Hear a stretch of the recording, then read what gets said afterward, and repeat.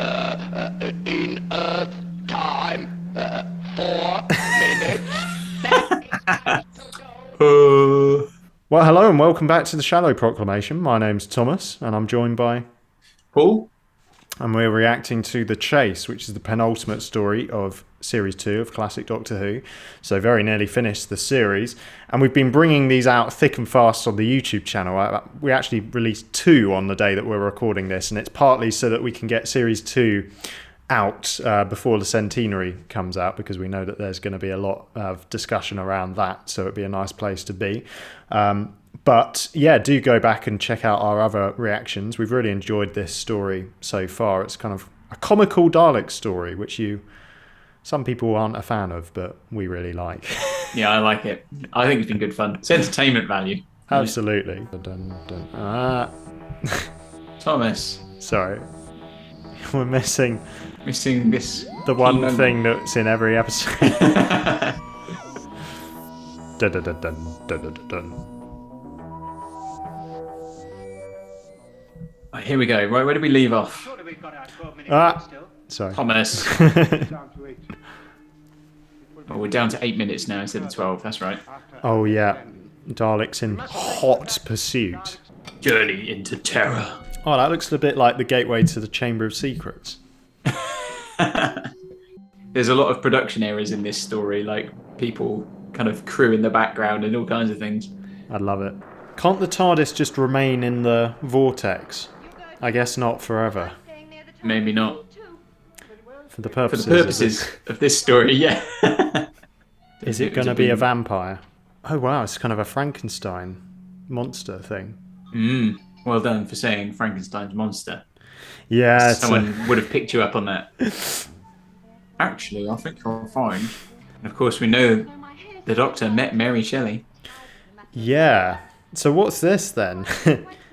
Was Mary Shelley was reporting on true events? I am Count Dracula. What the heck is this episode doing, Paul? Like, this is a Dalek story.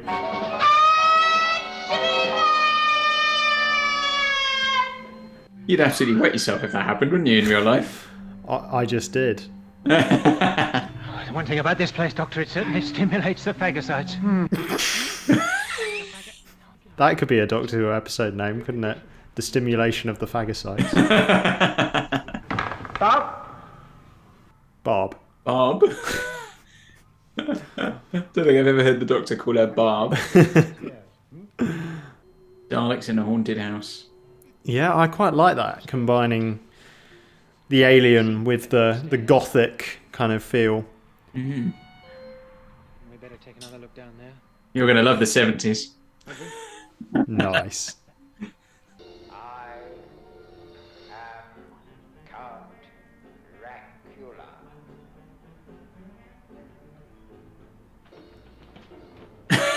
So that's an error there, because the camera's cut too early, and she's still frozen, waiting for her cue.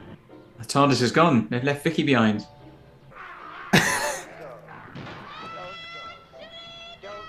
What are we watching, Paul? I mean, I'm enjoying this.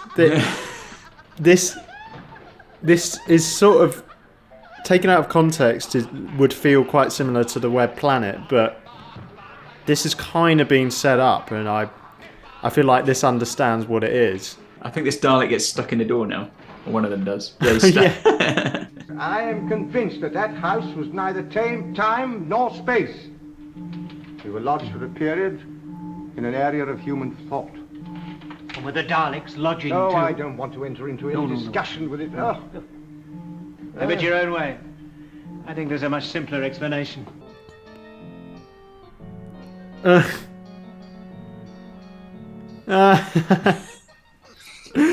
There's your explanation. That's brilliant. That's genius. So apparently Terry Nation originally wrote it that it was a part of the human mind, but Verity Lambert felt that it wasn't the territory Doctor Who should be covering, and so they wrote that in at the end to change it. But they didn't take out any of the references to it in the rest of the script. You know, they kept all that stuff in.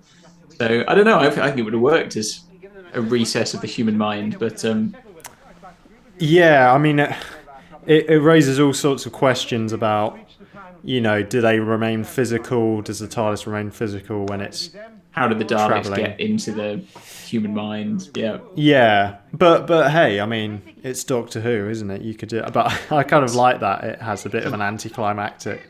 Yeah, it's a nice bit of misdirection, isn't it? In Earth time, 4 minutes. 4 minutes. Yeah. It's interesting, isn't it? It's an interesting decision. Yeah, I don't know if it works having the Daleks say kind of I sort of, but yeah, mate, that's what they were at this point. I tend to think of the Daleks as having this kind of computer-like precision in how they talk, but this makes them a bit more organic, doesn't it? Now, speaking of strange decisions, Yeah, it's the Doctor, isn't it? so they've made a Doctor clone robot. They've made replicant. a robot Doctor. That isn't William Hartnell, though, is it? No. I was gonna say, like, Stand, my dear fellow. Don't fuss so. I am to infiltrate. but that is his voice. Infiltrate and kill. I think his name's Edmund Warwick. He is the guy who's been the Doctor's stunt double in previous stories. Wow. You know when we saw the first bit of location footage in Reign of Terror with the Doctor walking across fields and walking up that path with trees either side? Yes. That was actually Edmund Warwick. Ah. And I think they kind of wrote him into this as a kind of, oh, thanks for all your work. However, I would argue, if you're going to do a story where you're having a robot replica of the Doctor, the simplest thing to perhaps do in those scenes would be to use William Hartnell. I would have thought so. No. Unless they're in the same, unless they're in the same scene at the same time. Yeah, and I think there is a bit of that in the next story. But however, that is such an odd choice because he looks nothing like the Doctor, and you're not even trying to hide it. So it's clearly not him. It was an interesting such a bizarre decision. Because it was interesting, wasn't it? You probably found my reaction to it quite fascinating because when Vicki first looked through the window, I was like, oh, it's the Doctor. She could see him through the window. What's he doing there? And then I saw, when it opened, I was like, hang on, no, that isn't William Hartnell. And then I saw further back when they showed him later on, and he had the voice, I was like, okay, it's clearly meant to be a robot of the Doctor. So...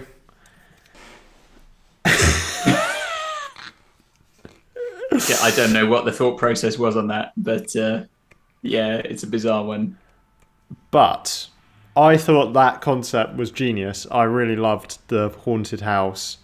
The fact that it was a compilation of sort of our best horror inventions, Dracula, Frankenstein's monster. Who was the woman? Just a kind of... I think just like a shrieking banshee type figure, kind of.